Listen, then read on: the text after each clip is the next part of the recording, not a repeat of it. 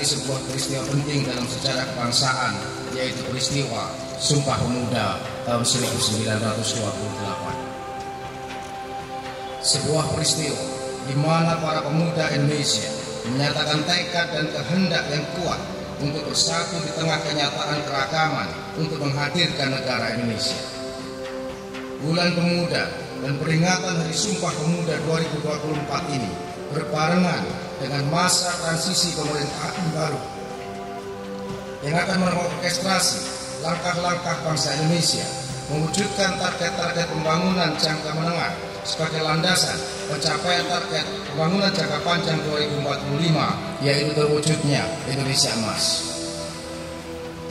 Momentum ini merupakan kesempatan bagi bangsa Indonesia untuk memberikan perhatian yang lebih besar kepada agenda-agenda pengembangan kepemudaan sebagai bagian penting dalam pembangunan Indonesia, baik dalam subjek pembangunan maupun sebagai objek pembangunan.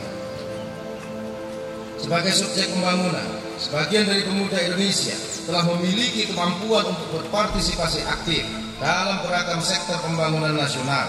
Bahkan pada agenda Sustainable Development Goals, Perserikatan Bangsa-Bangsa yang merupakan agenda global. Harapan pada pemuda untuk lebih berperan dalam pembangunan nasional Indonesia adalah tepat adanya, karena pada hakikatnya pemuda adalah pemilik masa depan. Hal ini dapat dilihat dari capaian Indeks Pembangunan Pemuda atau IPP pada tahun 2024 berada pada 56,33% dengan rincian capaian sebagai berikut. Yang pertama, domain pendidikan sebesar 70%. Yang kedua, domain kesehatan dan kesejahteraan sebesar 65%. Yang ketiga, domain gender dan diskriminasi sebesar 53,33%.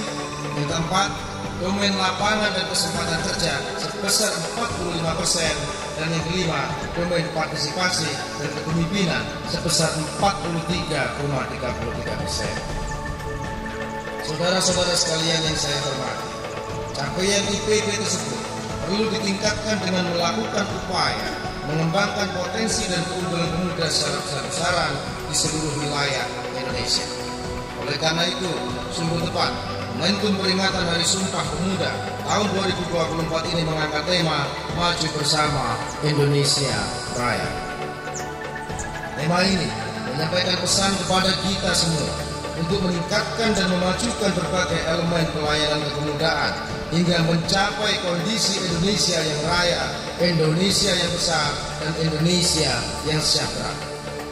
Upaya ini dilakukan dalam bentuk upaya pemajuan secara bersama, simultan, sinkron, dan terkoordinasi dengan sebaik-baiknya, baik pada tingkat pusat maupun pada tingkat daerah.